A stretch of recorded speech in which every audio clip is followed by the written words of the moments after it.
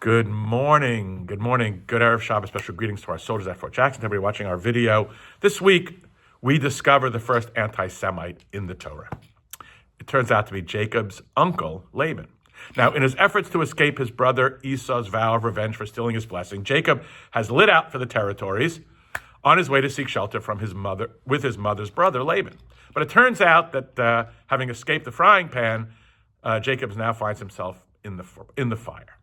Laban offers Jacob refuge, but it turns out that Laban's generosity is less generous and more self-interested and calculating. As you know the story, Jacob has to work 7 years for Rachel.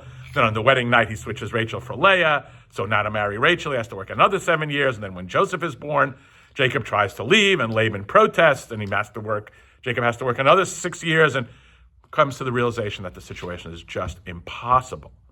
Laban's sons are accusing him of getting rich at Laban's expense. Laban himself is becoming very hostile. Jacob realizes he has no choice but to escape.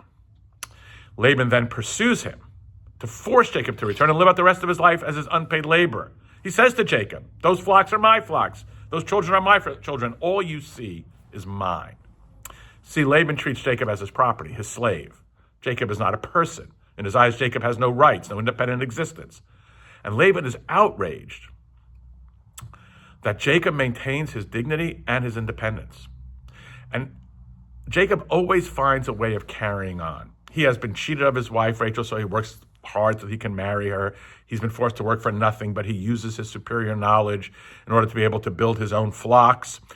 Jacob refuses to be defeated, and that's his greatness. He has to outwit a very cunning adversary. And in a seemingly impossible situation, Jacob retains his dignity and freedom. Jacob is no man's slave. Now, in age after age, Jews have sought refuge from those who sought to kill them. The nations who gave them refuge seemed at first to be benefactors, but they demanded a price. They saw in the Jews people who would make them rich. Wherever Jews went, they brought prosperity to their hosts, yet insisted. They refused to be owned. They had their own identity, way of life. They insisted on the basic human right to be free. The host society then eventually turned against them. They claimed the Jews were exploiting them. And when Jews succeeded, they accused them of theft. The flocks are my flocks. All that you see is mine. They forgot that Jews had contributed massively to the national prosperity. The fact that Jews had continued to have self-respect and independence, that they too had prospered, made them initially envious and then angry. That was when it became dangerous to be a Jew in those countries.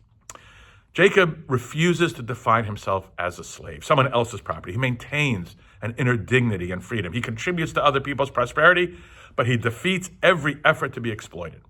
Jacob is the voice that says, "I also am human. I have rights. I too am free." If Laban is the eternal paradigm of hatred of conspicuously successful minorities, then Jacob is the eternal paradigm of the human capacity to survive the hatred of others. In this very strange way, Jacob becomes the voice of hope in the conversation of humanity, the living proof that hate never wins and that the final victory belongs to freedom.